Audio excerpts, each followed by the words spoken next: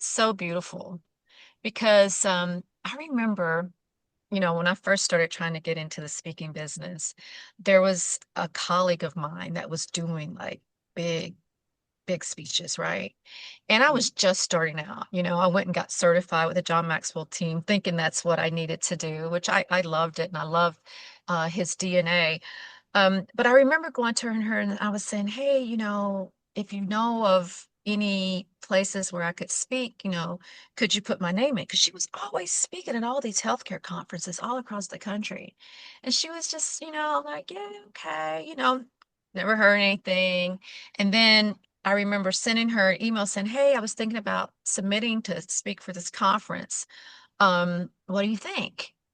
Oh, I don't bother myself with that. And I was like, oh my gosh, she's not gonna like I'm like you, like I want to help you succeed.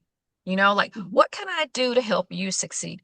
Who can I introduce you to that you may have some synergy with that is like your ideal client or just anything like that brings me so much joy connecting people, helping people, referring people that I don't understand why it's not done more because I really do believe there's enough for everybody. There Yeah. really is. Yep. I always tell people that, maybe they want to talk to me about getting into the speaking business or anything like that, that other speakers are not your competition. Um, there is a right opportunity for each of us out there. There are plenty of opportunities out there. And if you're like me, which I think most speakers are, probably over half of my speaking opportunities come to me through other speakers.